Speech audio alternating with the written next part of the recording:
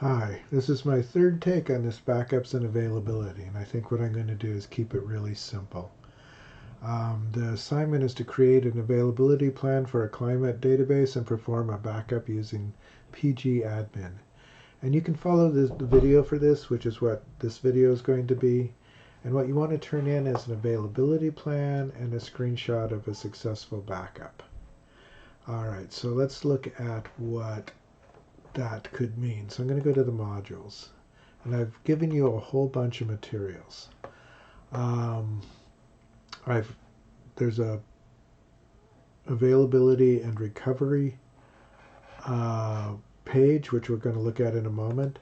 There is a PDF on backups, which is from my SQL book, which kind of walks you through some of the process.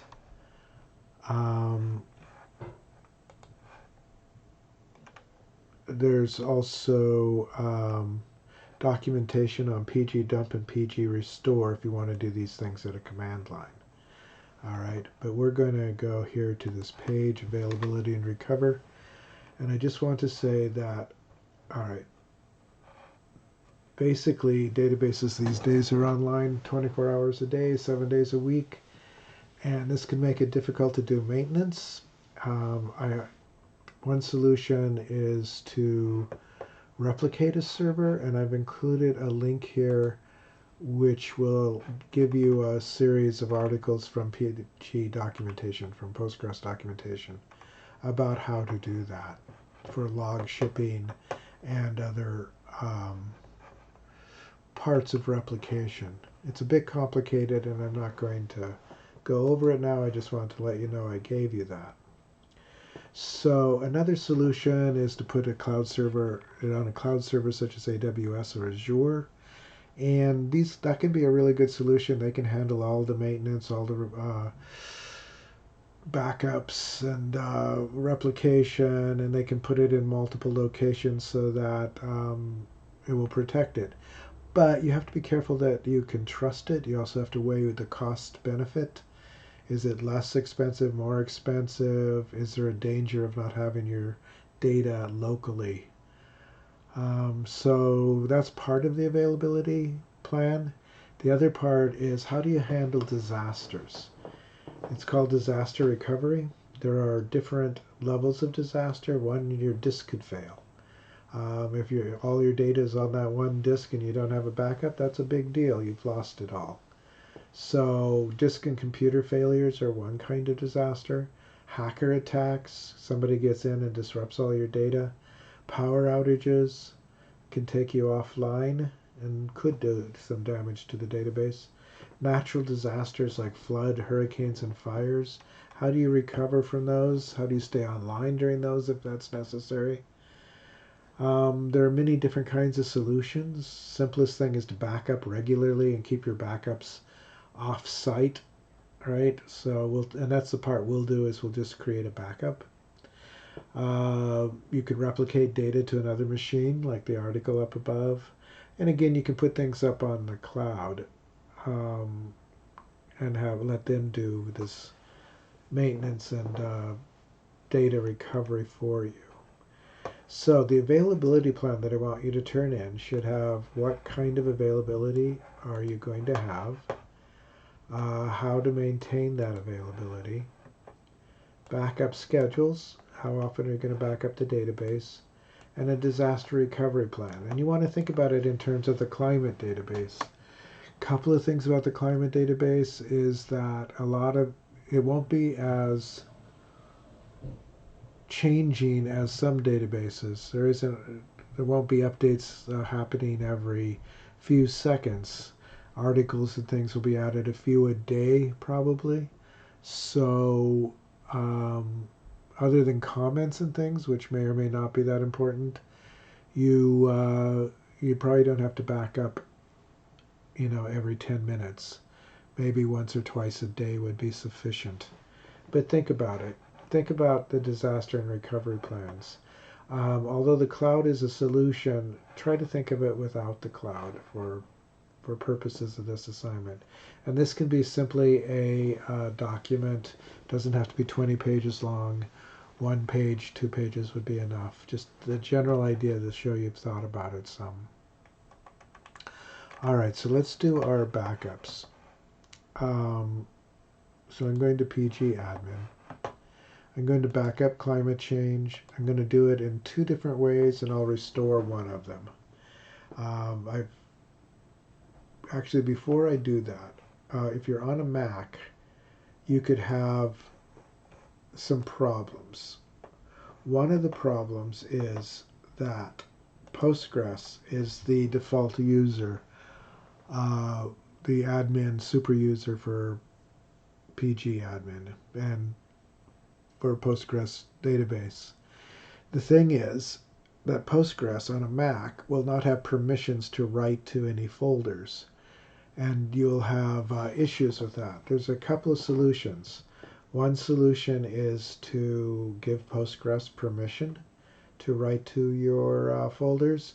Another is to create a new user that has the login and password that your machine does, your Mac machine. Again, this isn't an issue usually on Windows. I'm going to create a login group. I'm going to do Steve _ Conger, and that's because that's my username on this computer. I'll even add username on this computer. Alright, so in the definitions you have to give it a password. That needs to be the password for your machine. Now hopefully I got that right. Now this you've done before. I'm going to right click.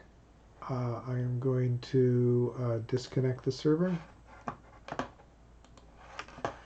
I'm going to right click and go to Properties, Connection. Instead of Postgres, I'm going to do Steve _ Conger. I'm going to save. And then I'm going to connect. Notice that it's asking for Steve Conger, so as long as I entered my password correctly,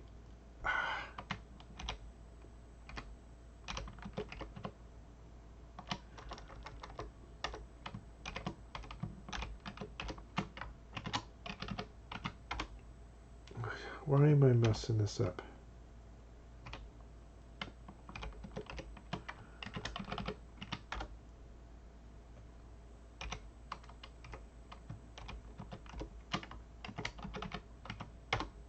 Alright, so I obviously typed my password wrong. Make sure you get your password right. Let's go to Properties, Connection.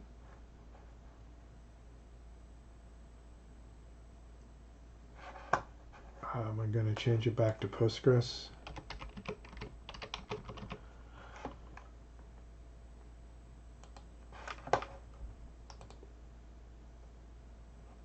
So when I do it now, it'll ask for the Postgres password. Alright, but if you logged in as yourself, making sure that you get your password right. So obviously I typed it wrong.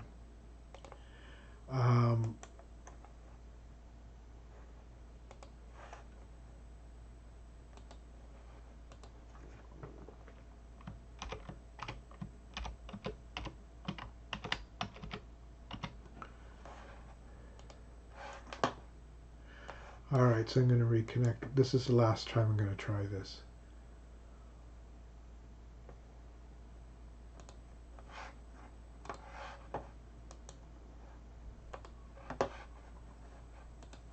So I'm going to do Steve _ Conger.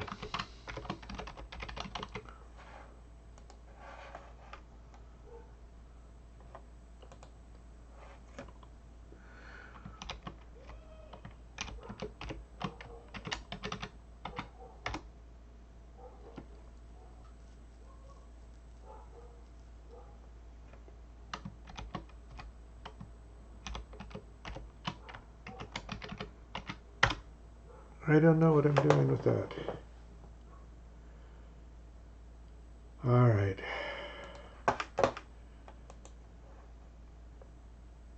That is the way to do it. You just have to do it right. So I'm going to go back to Postgres.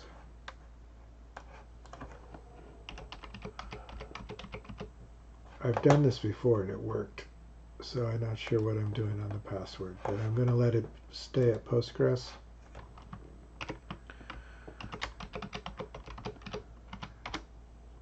Okay, and we're going to do the backup. But if you are on a Mac, you're going to have permission errors unless you give it this user that has the same name as your machine login and the same password as your machine login. Okay, so I'm going to do a backup. So I am going to go right click on it, choose backup. Actually, before I do this, I am going to go, and I'll zoom as we do this, I'm going to add a folder, a new folder, and it's going to be PG Backups. Okay, it just makes an easy path to remember. So this is where I'm going to back up my my files. Okay, and again, you need to have permissions to use this, so you either have to probably do Postgres or change your user. Alright, so having done that, I will do a backup. It went to PG Backups. You may have to do some, like there, get up to C, get up to Home, which takes you to C. That's user Steve Conger. So you go to C, PG Backups. And then I need to give it a name, and I'm going to do Climate Change DB, and I'm actually going to give it the extension backup. I'm going to create that. This one we're going to make as a tar. We're going to go into dump options, and we're going to do the pre-data. The pre-data is all the table creations. Post-data is all the keys. We're going to do the data. We're going to use insert commands, and we're going to back up. Okay, this is all you need to prove success. But what I'm going to do is I'm going to create a second database. I'm going to call it Climate Change 2.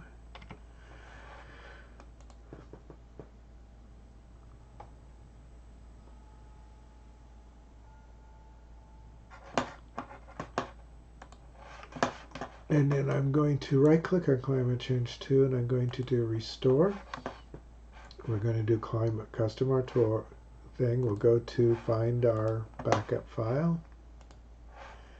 Restore options. We want the pre-data, post-data, and data. And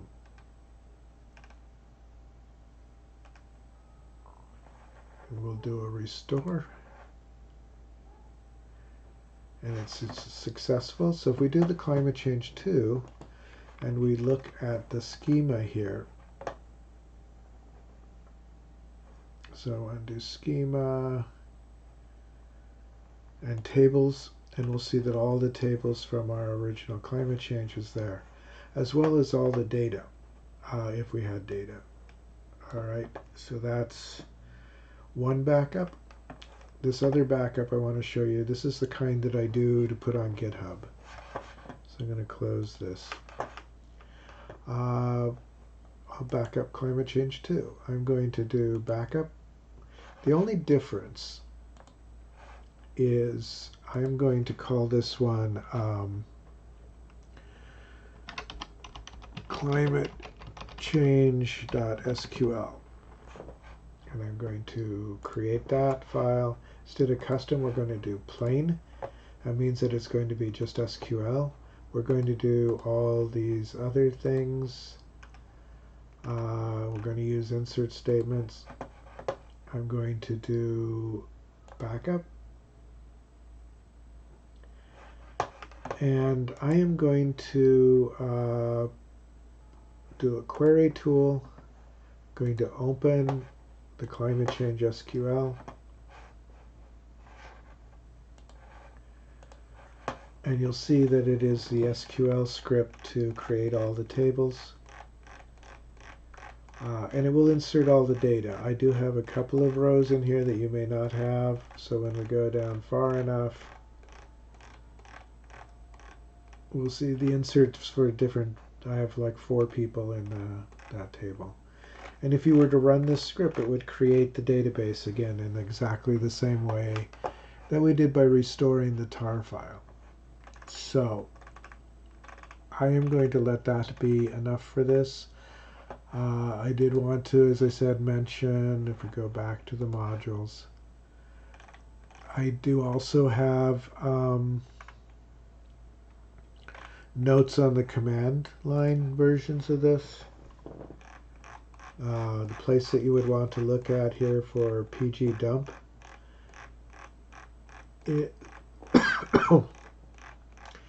is down here under examples. So way down here. And it gives you lots of examples for using the pgdump. Alright. I think I'm going to let that be the end of the video.